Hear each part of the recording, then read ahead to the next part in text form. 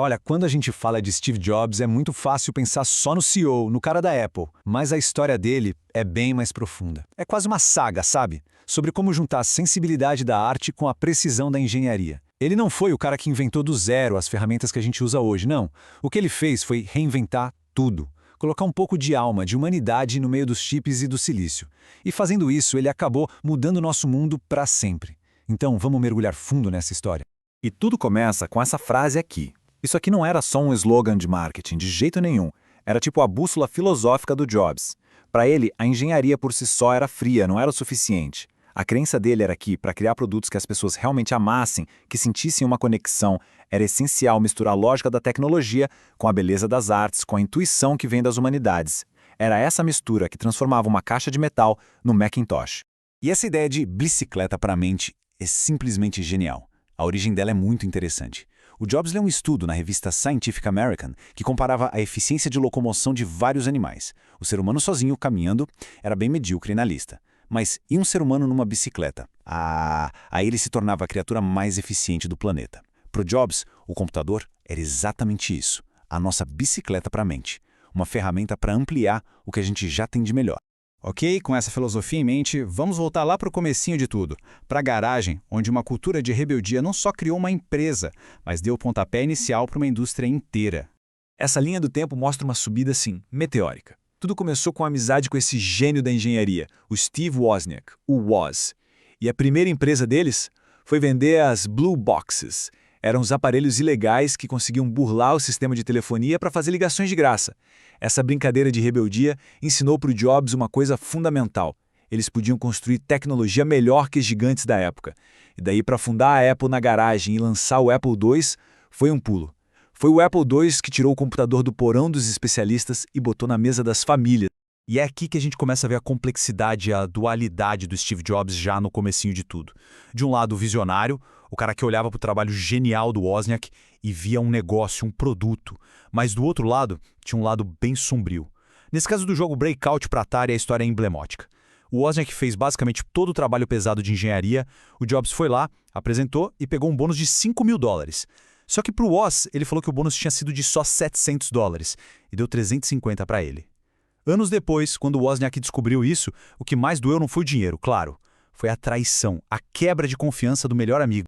Quando ele assumiu o projeto do Macintosh, o Jobs criou uma cultura quase messiânica em volta daquilo. Ele dizia que eles eram piratas rebeldes lutando contra a marinha, que era o resto da Apple. E no centro de tudo isso estava o famoso campo de distorção da realidade dele. Era uma mistura maluca de carisma, de uma autoconfiança absurda e de uma teimosia sem fim, que convencia todo mundo de que o impossível era, na verdade, totalmente possível. Isso levava a equipe à exaustão, claro, mas também a resultados extraordinários. Essa frase entrou para a história do mundo dos negócios, né? É, talvez, a proposta de emprego mais famosa que existe. Foi com essa pergunta na lata que o Jobs convenceu o John Sculley, que era o CEO da gigante Pepsi, a largar tudo para ser CEO da Apple. E o mais irônico de tudo isso, que parece roteiro de filme, é que foi justamente o Sculley, o cara que ele trouxe, quem liderou a manobra no conselho, que acabou expulsando o próprio Jobs da Apple, da empresa que ele criou. Essa demissão da Apple poderia ter sido o fim da linha. Mas olhando para trás, a gente vê que esse período foi crucial. Foram os anos dele no deserto, sabe? Um tempo de aprendizado, de reinvenção, que preparou o terreno para um dos maiores retornos da história. Bom, nesse período ele fez duas grandes apostas, a Next e a Pixar. Na Next, a obsessão dele pela perfeição criou um computador em formato de cubo, que era lindo, mas caríssimo. Um fracasso de vendas. Só que o sistema operacional dele, o Next Step, era tão avançado, mas tão avançado, que foi a ferramenta que o Tim Berners-Lee usou para criar o World Wide Web. Já na Pixar, ele investiu $50 milhões do próprio bolso, ano após ano, até que veio Toy Story. O sucesso foi absurdo. Não só deixou ele bilionário, como ensinou a lição mais importante de todas: o poder de contar uma boa história. E essas lições foram a base para tudo o que aconteceu depois. Em 1996, a Apple estava no fundo do poço, quase falindo. A empresa estava tão desesperada por um sistema operacional novo que comprou a Next. E com isso, trouxe o Jobs de volta para casa. O palco estava montado para uma virada simplesmente histórica. E a situação era realmente desesperadora.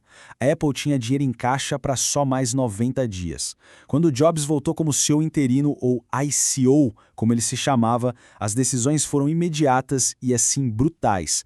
Ele acabou com o programa de clones de Mac que estava matando as vendas, demitiu o conselho inteiro e, no ato mais chocante de todos, fez um acordo com o arquirrival Bill Gates, conseguindo um investimento de $150 milhões da Microsoft. Foi um choque para o mercado. O ponto central aqui é que a primeira coisa que o Jobs consertou não foi um produto, foi a alma da Apple. A campanha Think Different, ou Pense Diferente, não mostrava um computador sequer. Pelo contrário, ela celebrava gênios, artistas, rebeldes, era um manifesto. Um jeito de lembrar o mundo e os próprios funcionários do que a Apple realmente significava. E o primeiro produto que nasceu dessa nova alma foi o iMac. O Jobs encontrou um designer britânico que estava meio de lado na empresa, o Johnny Ive. E juntos eles criaram algo que quebrou todas as regras. Aquele plástico colorido e translúcido, a alça para carregar e a decisão radical de matar o drive de disquete. O iMac foi um sucesso absurdo e deu início a uma das parcerias mais lendárias do design, a de Jobs e Ive. Com a Apple salva e de volta aos trilhos, o Jobs começou uma década de inovação mas tão intensa, que não redefiniu só uma indústria, mas várias, e para sempre. A primeira revolução foi na música. A indústria musical estava sendo destruída pela pirataria na internet. A resposta do Jobs? O iPod, um aparelho super elegante com o slogan perfeito, 1000 músicas no seu bolso. E ele funcionava em perfeita harmonia com o iTunes. Depois veio o pulo do gato. Ele convenceu as gravadoras, uma por uma, a venderem músicas avulsas por 99 centavos. O argumento dele era simples. A única forma de competir com o de graça era com uma experiência muito melhor. E funcionou. Depois, o telefone. Jobs percebeu que os celulares que tocavam música eram uma ameaça direta ao iPod.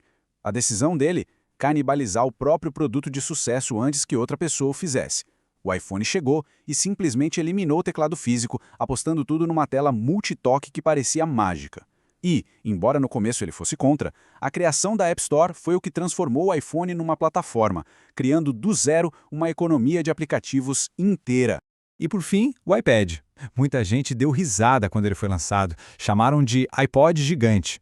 Mas o aparelho foi a peça final da visão do Jobs de uma era pós-PC.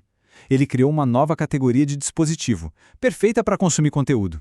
E um fato curioso, a ideia do iPad veio antes da do iPhone, mas o Jobs engavetou o projeto porque ele sacou que a tecnologia multitoque era mais urgente e revolucionária para o mercado de celulares. O lançamento do iPad foi a peça final do quebra-cabeça, fechando o ecossistema digital dele. Essa busca incansável pela perfeição foi o que definiu a vida profissional dele. Mas, ironicamente, na batalha mais pessoal de todas, essa mesma mentalidade teimosa o levaria a uma decisão absolutamente trágica. Em 2003, o Jobs foi diagnosticado com um tipo de câncer no pâncreas que era raro, mas, e esse é o ponto principal, era tratável. A cirurgia imediata era a solução. Mas, naquela que foi talvez a aplicação mais trágica do seu campo de distorção da realidade, ele virou esse campo contra si mesmo. Ele se recusou a operar e por 9 meses tentou curar o câncer com dietas, acupuntura, ervas. Quando ele finalmente aceitou fazer a cirurgia, já era tarde demais. O câncer tinha se espalhado. E no fim das contas, quando a gente olha para o impacto da vida dele, é uma coisa impressionante. Essa tabela resume bem como a visão dele mudou completamente 6 indústrias diferentes. Ele popularizou a interface gráfica de usuário, a GUI, com os computadores pessoais. Ele revolucionou a animação com a Pixar. Criou o modelo de música digital com o iTunes.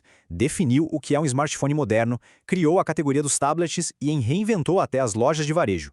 São pouquíssimas as pessoas na história que tiveram um impacto tão gigantesco e em tantas áreas diferentes. Ele faleceu em 5 de outubro de 2011. E suas últimas palavras, que ele disse olhando para além da família que estava ao seu redor, foram um reflexo enigmático, né? Uma vida inteira buscando o maravilhoso, impressionante, terminando com essa simples expressão de assombro. E tudo isso nos deixa com essa pergunta, que talvez seja a questão central do legado do Jobs. A genialidade dele nos deu produtos perfeitos que a gente ama, mas os métodos que ele usava eram muitas vezes brutais com as pessoas à sua volta. Então fica a reflexão. A busca pela perfeição justifica o custo humano? É uma pergunta que continua a ecoar até hoje.